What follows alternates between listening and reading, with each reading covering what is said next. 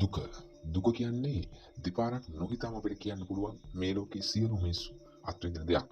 ඒ මේ දුක කියන දේ තමන්ගේ ශක්තියක්. එහෙම නැත්නම් තමන්ටම ආශිර්වාදයක් කරගන්නේ කොහොමද කියන එක මිනිස්සු දන්නේ නැහැ. හුඟක් මිනිස්සු හදන්නේ මේ දුක කියන එක ඕවර්කම් කරන්න. එහෙම නැත්නම් අභිභවා යන්න. ඒ දුක අභිභවා යන්න නම් මේ තියෙන සමාජීය මේ ක්‍රමයට අපිට බෑ. මේකට බැලුවොත් කොහොමද මේ දුක කියන එක අපි තමන්ගේ ශක්තියක් එහෙම නැත්නම් තමන්ටම ආශිර්වාදයක් කරගන්නේ කියලා.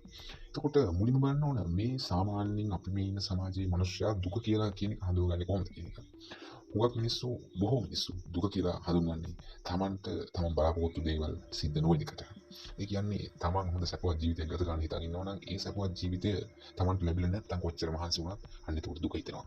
ඒ වගේම තමන්ට කැමති දේවල් තමන්ට කාර් එකක් වාහනයක් ගෙයක් දොරක් ඉඩමක් ඒ වගේම ලස්සන පාර්ට්නර් කෙනෙක් ඒ වගේ දේවල් නොලැබුණාම හුඟක් වෙලාවට මිනිස්සු දුක් වෙනවා. ඒ විතරක් නෙවෙයි පොඩි දේවල් වලට පවා කියන්නේ තමන් කැමති කෑමක් ගන්න බැරුණා වෙන්න පුළුවන් තමන් කැමති සපත් දෙකක් ඔලෝසුවක් ඒ වගේ ඇඳුමක් අන්න ඒ වගේ ඕනම දෙයක් ගන්න බැරි වෙච්ච අවස්ථාවකට තමන්ට තමන්ගේ බලාපොරොත්තු ළඟා කරගන්න බැරි අවස්ථාවල් මිනිස්සු දුක් වෙනවා. එතකොට මේ දුක මෙහෙම නම් කොහොමද මේක ආශිර්වාදයක් වෙන්නේ තමන්ට? කොහොමද තමන් මේ දේ තමන්ට ශක්තියක් කරගන්නේ?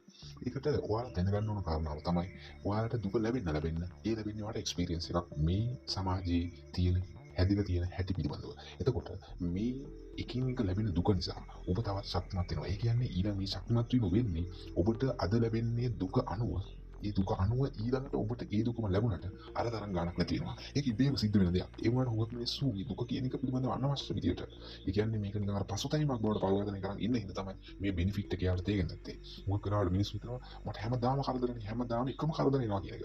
ඒත් හරියට හිතලා බලුවොත් මුල් දවසේ ඔයාලට ඒකෙන් ලැබිච්ච ෂොක් එක ඒ දුක කියන එක එහෙම නැත්නම් ඒ තියෙන ස්ට්‍රගල් එක ඔයාලට ඒ දෙවෙනි අවස්ථාව තුන්වෙනි අවස්ථාව හතරවෙනි අවස්ථාව ඒවට ලැබෙන්නේ නැහැ. ඒකට හේතුව තමයි ඔයා ඒකට පොරොත්තු වෙලා. ඒක ඔයාගේ ශක්තියක් වෙලා ඉබේම.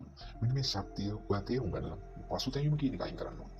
අන්න එහෙම තමයි ඒ ශක්තිය ආශිර්වාදයක් වඩපත් කරගන්නේ. එතකොට මේ විදිහට ඔයා හිතන්න පටන් ගත්තොත් ටික ඔයාගේ තියෙන ප්‍රෙෂර් එක එහෙම නැත්නම් මේ දුක කියන දේ නිසා ඇතිවෙන ඔය කනස්සම් නැති වෙනවා. ඒකට හේතුව ඔයා ටික ඒකට පුරුදු වෙන්න අරගෙන තියෙන නිසා.